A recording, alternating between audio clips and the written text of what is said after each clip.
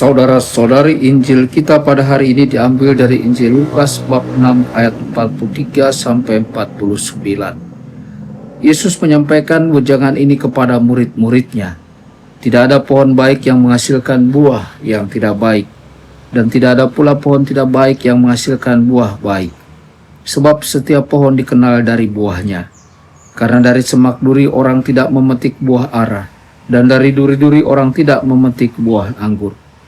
Orang yang baik mengeluarkan barang yang baik dari perbendaharaan hatinya yang baik, tetapi orang jahat mengeluarkan barang yang jahat dari perbendaharaan hatinya yang jahat. Sebab yang diucapkan mulut meluap dari hati.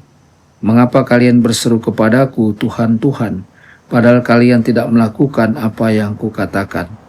Setiap orang yang datang kepadaku dan mendengarkan sabdaku serta melakukannya, aku menyatakan dengan siapa ia dapat disamakan.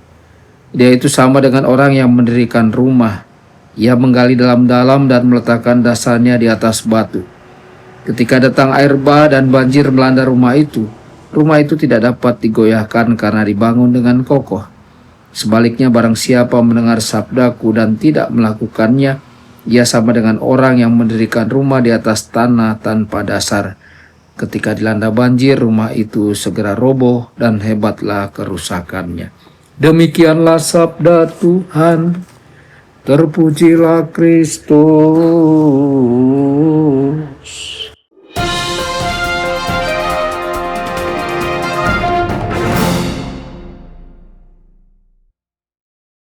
Saudara dan saudari terkasih dimanapun Anda berada, jumpa lagi dengan saya Romo Tedens dalam saluran Warta Kabar Sukacita.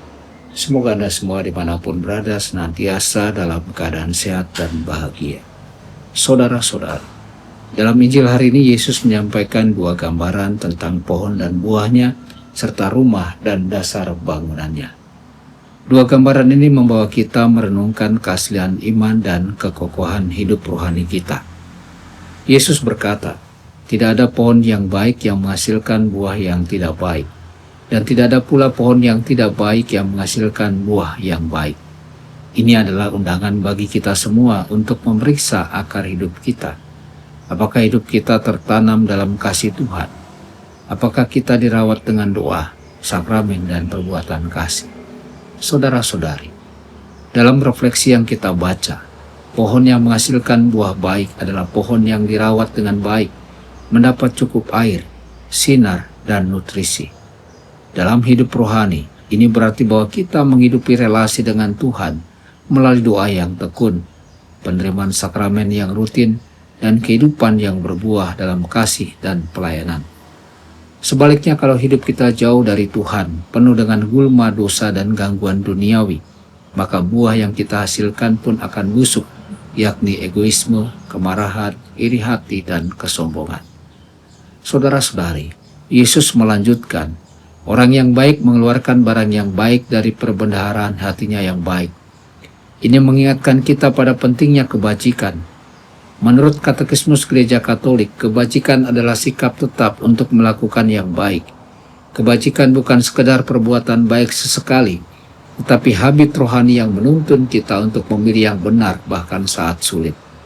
Kita dipanggil untuk hidup dalam 4 kebajikan kardinal, kehati-hatian, keadilan, penguasaan diri, dan keberanian, serta 3 kebajikan teologal, iman, harapan, dan kasih. Iman tanpa perbuatan adalah mati, kata Santo Yakobus. Maka iman kita harus nyata dalam perbuatan baik, dalam kesaksian hidup sehari-hari, di rumah, di tempat kerja, dalam pelayanan, dan di tengah masyarakat. Akhir dari Injil hari ini menegaskan pentingnya membangun hidup di atas dasar yang kokoh, yakni mendengarkan dan melaksanakan sabda Tuhan. Kita tidak dipanggil untuk menjadi pendengar sabda, tetapi pelaku sabda. Orang yang hanya mendengar tetapi tidak melaksanakan adalah seperti orang yang membangun rumah tanpa dasar, rapuh dan mudah roboh saat badai datang. Saudara-saudari, badai akan selalu datang, masalah, pencobaan, penderitaan, kegagalan. Hanya mereka yang hidupnya berakal dalam Kristus yang akan tetap tegak. Jika kita menghidupi kebajikan, memberi ruang bagi doa, penerimaan sakramen, dan cinta kasih, maka kita sedang membangun rumah rohani kita di atas batu yang teguh. Marilah kita memeriksa pohon hidup kita. Apakah buahnya manis atau pahit? Apakah akarnya menghujam dalam ketuhan? Marilah kita juga membangun rumah iman kita di atas dasar sabda Allah dan kasih Kristus, supaya kita tahan menghadapi badai apapun.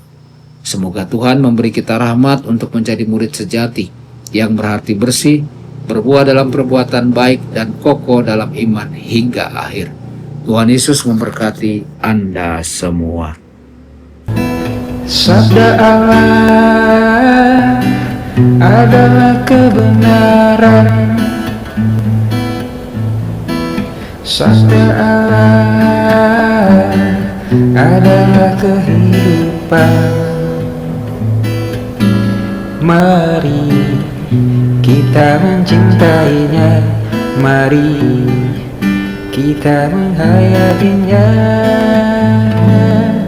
Ya Tuhan yang ku muliakan,